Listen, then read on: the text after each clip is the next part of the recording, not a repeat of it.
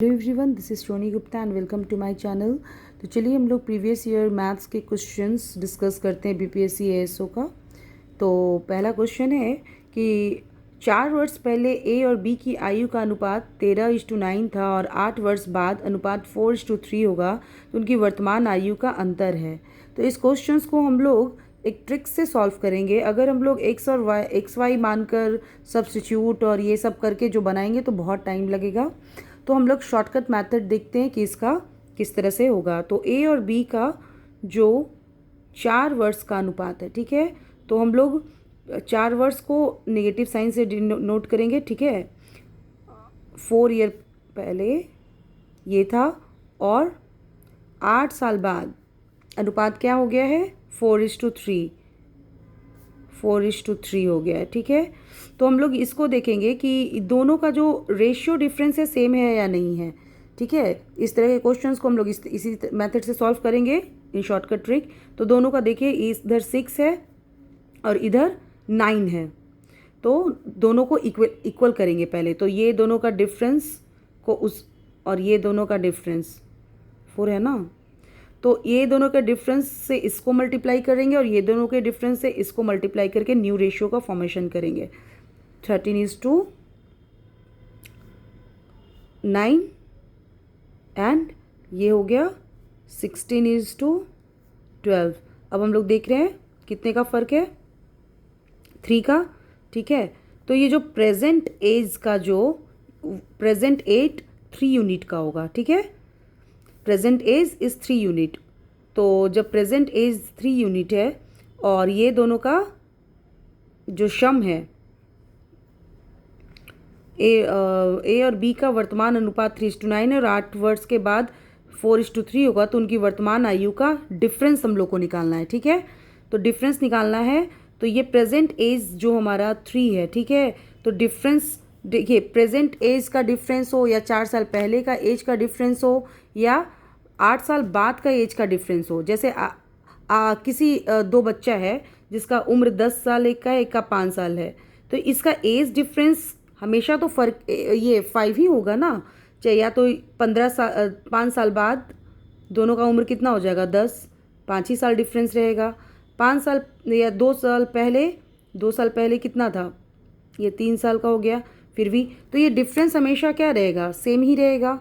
तो हम लोग जब तो वही देखते हैं कि जब ये प्रेजेंट एज का यूनिट 3 है, तो हम लोग क्या करेंगे कि ये दोनों को सम करेंगे, ठीक है। 8 4 12 और ये इससे डिवाइड करेंगे 3 इंटू डिफरेंस, एज डिफरेंस यहाँ से देखेंगे कितना, 4,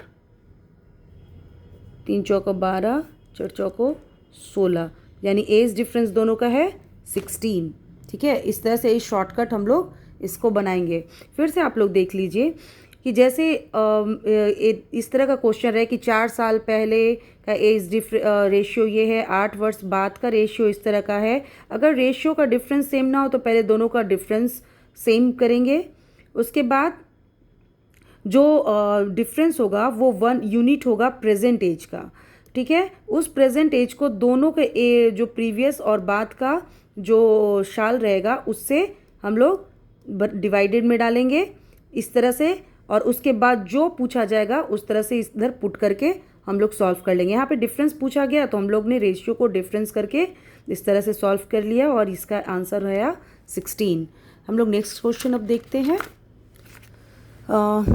20 गायकों और 40 नर्तकों का एक समूह में 20 गायक 25 वर्ष की उम्र से कम है, ठीक है। 20 गायक है, गायक कितने हैं, 20, और नर्तक कितने हैं, 40, ठीक है। उसमें एक समूह में 20% गायक 25 वर्ष की उम्र से कम है, ठीक है। 25 वर्ष के, यहाँ पे नेगेटिव साइन से 25 वर्ष की उम्र से कम है।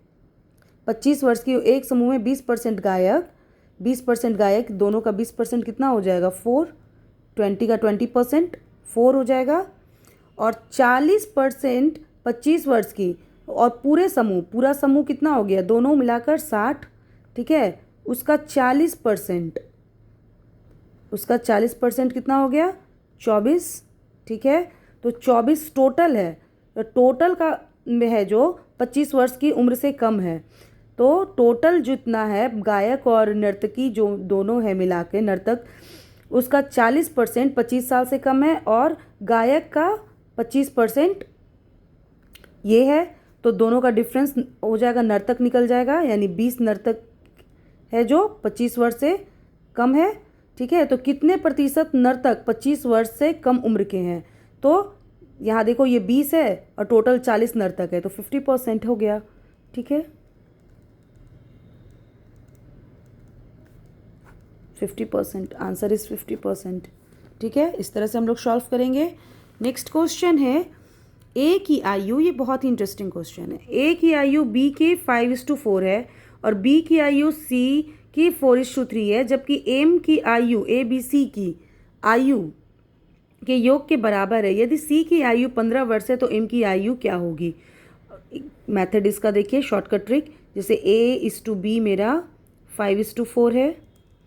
ये इतना लंबा लिख रहे हैं समझाने के लिए, आप लोग एकदम शॉर्टकट में 2-3 बार वीडियो देख लेंगे तो समझ में आ जाएगा, ठीक है। और एम की आयु A + B + C का योग के बराबर है। तो पहले ये दोनों को हम लोग कैसे इक्वलाइज करेंगे, क्योंकि यहाँ पर B का वैल्यू 4 है और ये तो खुद से है, इक्वल है ना, 5:4 और 4:3, तो B दोनों में 4 ही हैं, ठीक है।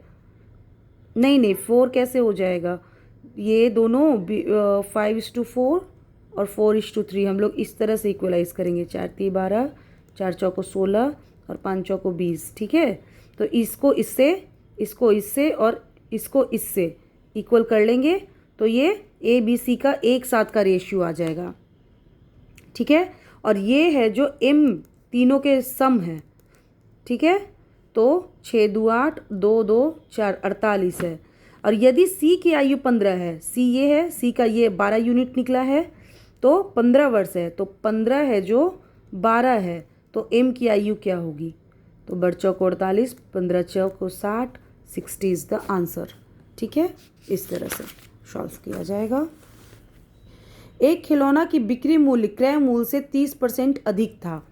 मान लो क्रय मूल्य हम लोग 100 ले लेते हैं, तो विक्रय मूल्य क्या हो जाएगा? 130। वह बिक्री मूल्य के 70% पर बेचा गया। बिक्री मूल्य, ये सेलिंग प्राइस है, ये सीपी है, तो उसके 70%, इसका 70% कितना हो जाएगा? 91 पे बेचा तो इसको हानि हो गया, तो 54 की हानि हुई। तो ये हम लोग तो माने हैं, सपोज 100 माने, तो 91 पे बेचा गया, तो डिफरेंस क्या आ गया इसका? 9, और ये 9 कितना है? 54 है, तो 54 से इसको इक्वलाइज करेंगे, 54 है जो 9 है। तो खिलौने का क्रय मूल्य कितना था? तो 9×5 = 9×6 = 54, 600, इसका आंसर हो जाएगा 600।